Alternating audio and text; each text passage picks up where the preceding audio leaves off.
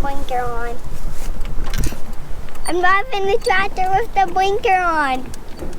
Well guys, the time has come for the next major phase of the home remodel project, and we are gathering some wood to put down on the floor. So our plan is to have like a multi-species wood floor going on with the existing pine that's already in there, maybe some new pine boards, I'm not sure.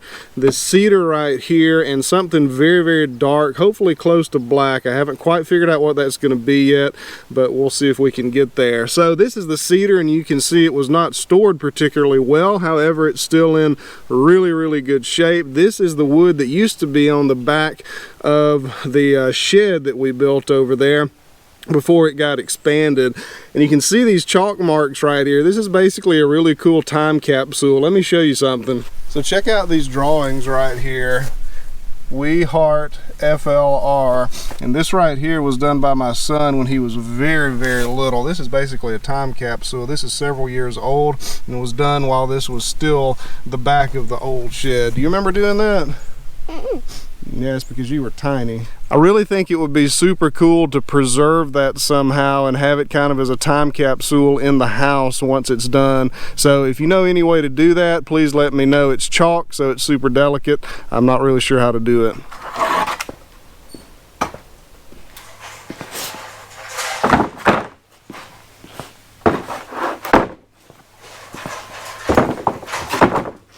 So that's a pretty good collection of cedar. I think that's plenty for the floor, but now we're going to check out what's in this mystery pile over here. So this stack right here has miraculously not fallen over. I think I cut this with my LT10 years and years ago. I was thinking that it was hickory, but that bark appears to be sweet gum. See if we can get an idea of what it looks like. I don't know if y'all can see that or not, but it's very, very light wood.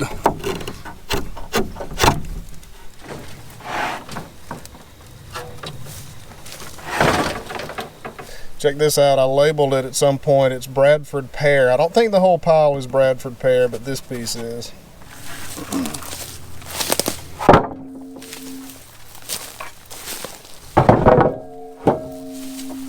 Well guys, this is totally interesting. Apparently I labeled all of this stuff years ago when I stacked it. This one says sourwood, so we've got Bradford pear, sourwood, and as we keep going down, I hope I labeled them all, but I think there's a lot of sweet gum in the pile. This is really interesting.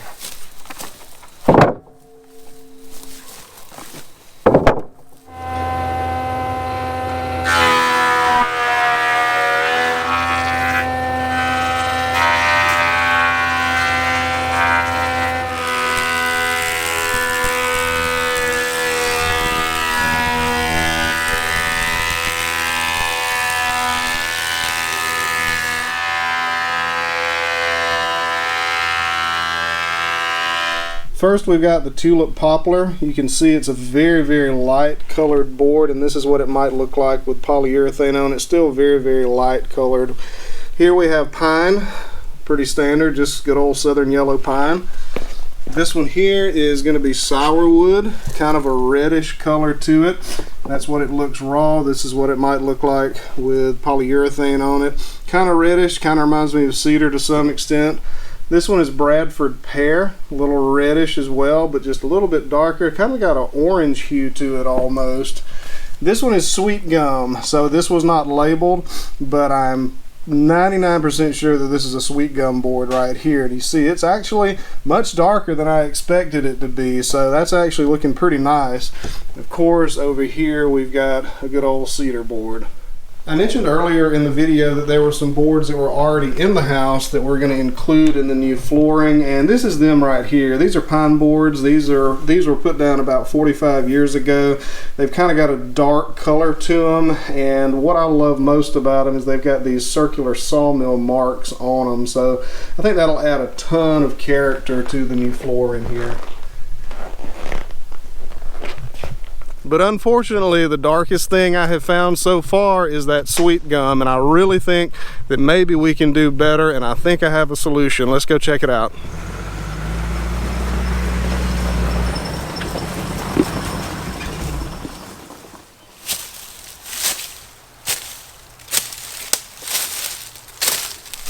So this is a black walnut tree, and this is the largest black walnut tree that we have on our place here.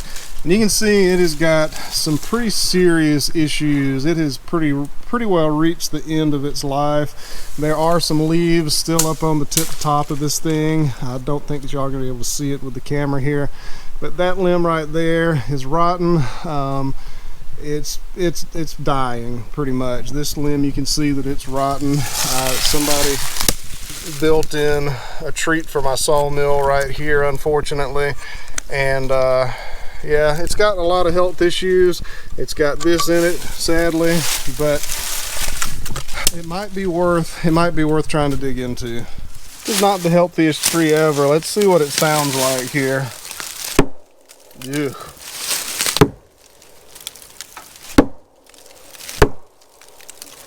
I really think this tree's hollow.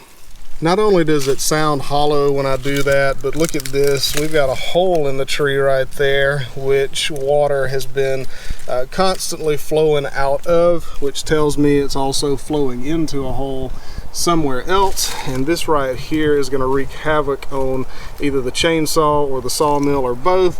And that was fence wire right there. So who knows? Were there more wires in this tree? I don't think this is worth it.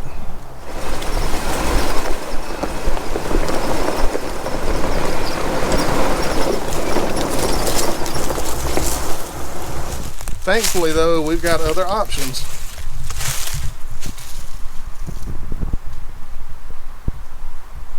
This one looks a whole lot healthier.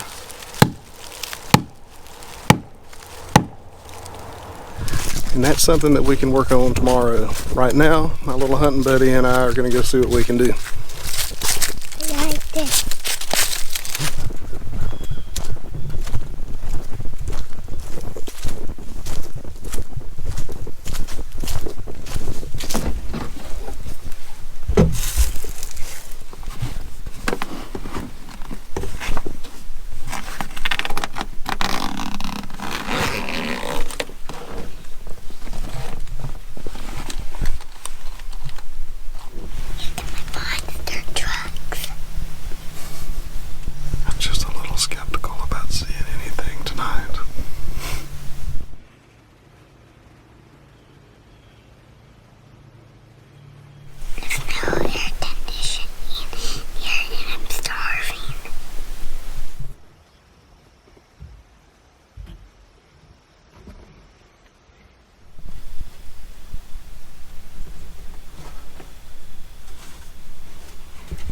All right, how did you like it?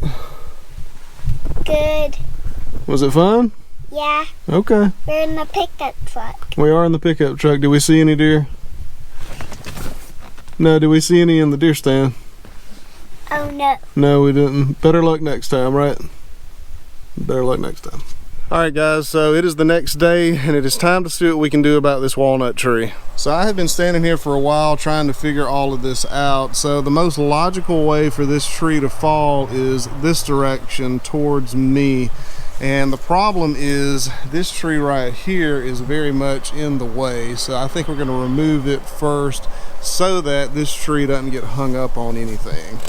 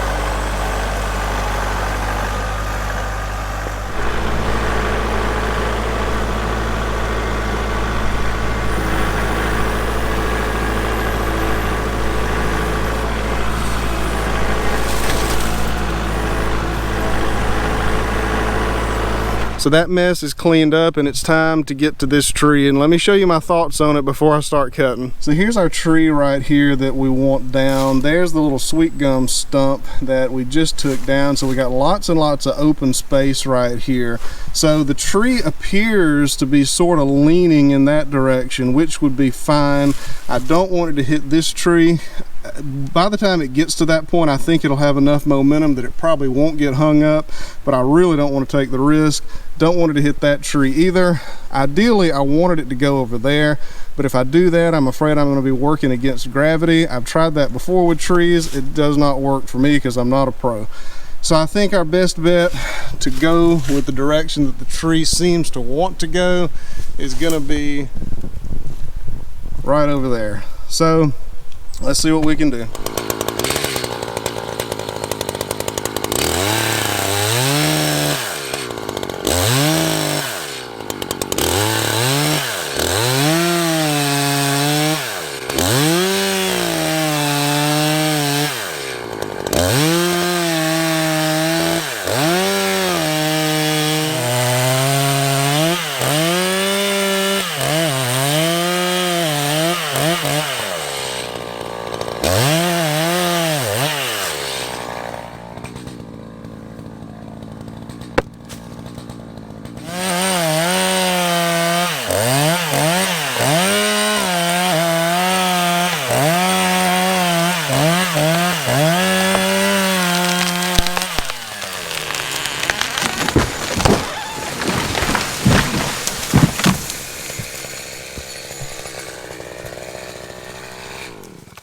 Well guys, that was pretty nerve-wracking, and what I didn't show is that I actually made the wedge larger from top to bottom and just a little bit deeper before I started cutting because I just didn't feel like I had enough wedge there.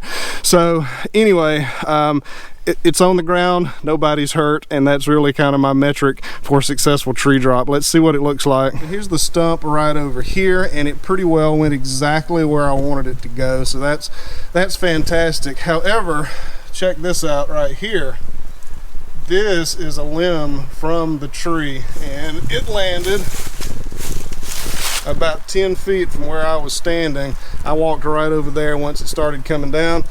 Here's that, and yeah, so that was a little bit harrowing, but anyway, it's down, everybody's fine. Let's get it cut up and up to the house. And this is the wood that I was looking for right here. Don't look at the hinge, that's a bad looking hinge, but the wood is exactly what I was looking for. I think this is going to make some fantastic lumber.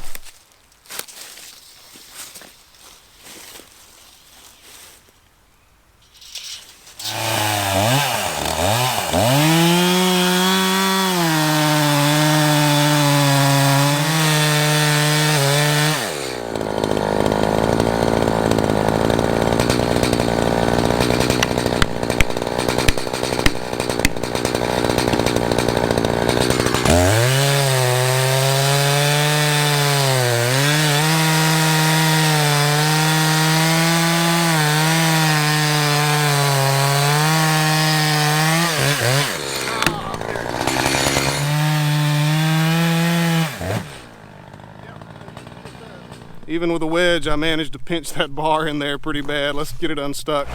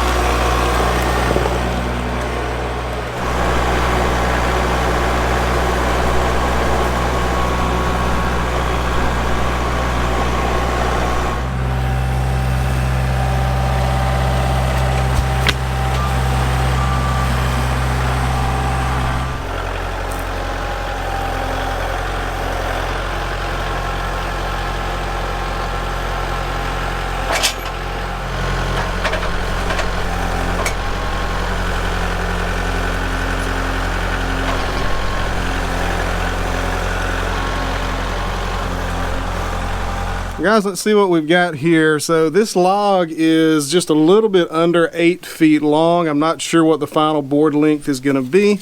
And this is the largest one. It's the base log out of that tree. And this is the small end, and it's measuring 16 inches right here. The big end is measuring about 19 inches. Pretty straight log, very straight log. Actually, you may have noticed on one of those clips that I took a section out of the tree that was about this long. That was a part of the tree that did kind of a little curve and before it straightened out again, so I didn't want to have to deal with that. Trying to cut around it on the sawmill, it just ends up being kind of wasteful, so I cut it out. I'll have some good straight logs instead.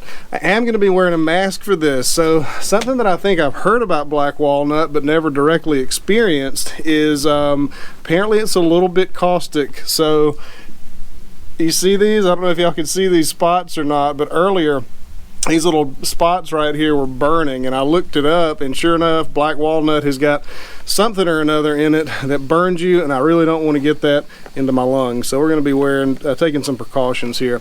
So let's open this up and see what we got. Also, this is the first time I've run this sawmill in probably 10 months. A few weeks ago, I just kind of hit the key and cranked it. Battery seems okay. The head's moving back and forth under its own electric power. This is actually the original battery that came in it when I bought it. It's been sitting stagnant now for several months. Let's see if it'll go. I got fresh gas, fresh blade, oil looks good. Let's see.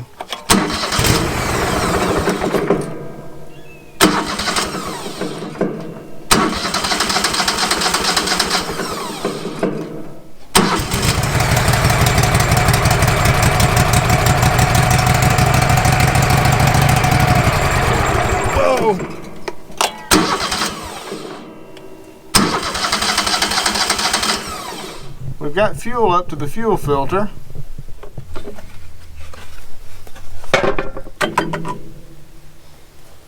I smell fuel here, but it smells very old.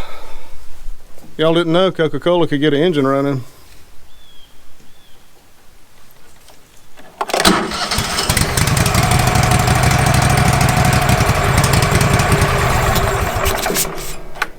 See if we can get the pump to pump this gas out of this cap.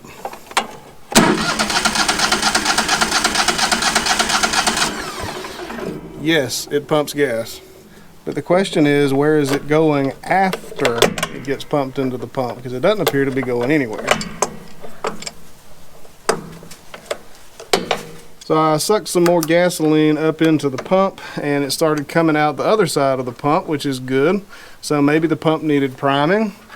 If that's the case, maybe it'll work now. If not, it's a carburetor problem.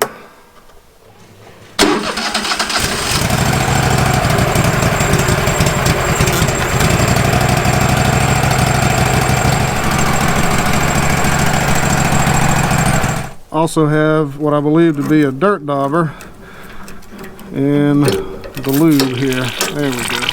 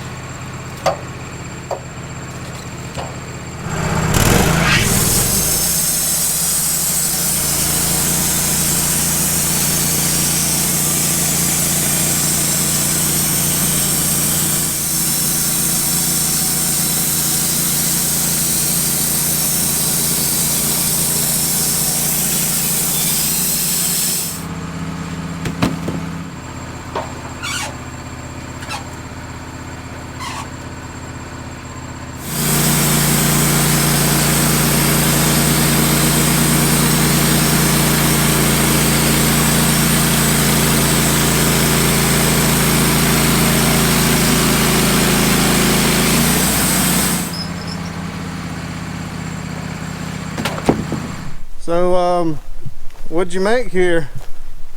This is my hangout spot in the yard. It's your hangout spot in the yard? Yeah. So you got firewood, you got a table, you got a chair. It looks like a little outdoor office.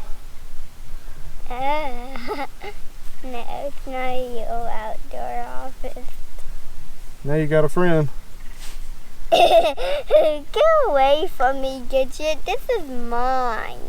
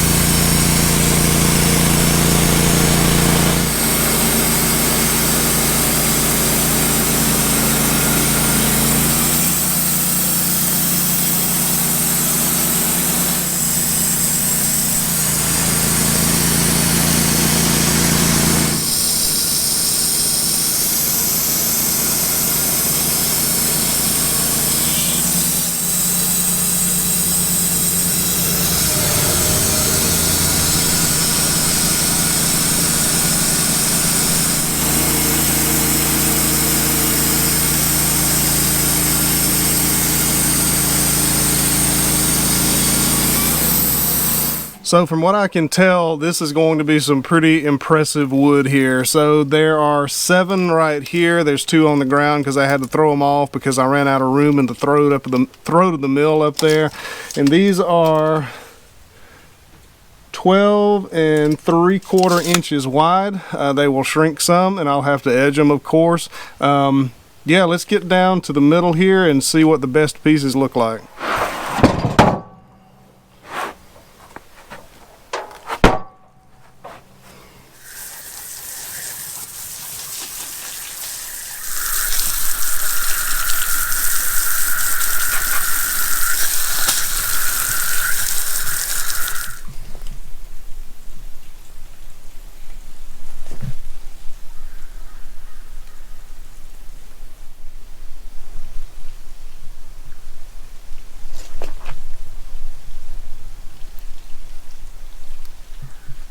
Well, I got exactly what I was looking for out of that tree. Now I don't have to use the sweet gum, the blacker sweet gum in there for floorboards. I can use this instead. It'll be far superior to that stuff, and man, that stuff looks good. This was totally worth my effort. So I'm gonna go ahead and saw up the rest of these real quick, and we'll see how many we get.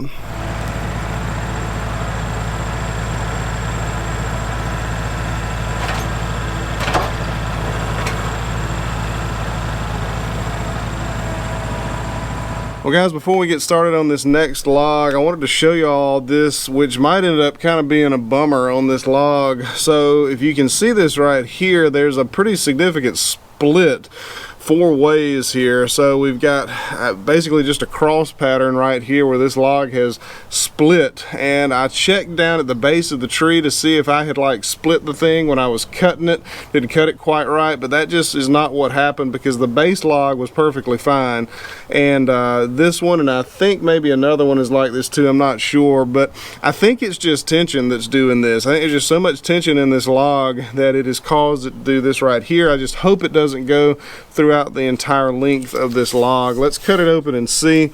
This one's going to be about 15, just a little under 15 inches. So yeah, let's cut it up and see what we get, and hope it doesn't fall to pieces, each board fall to pieces, since it's looking like this.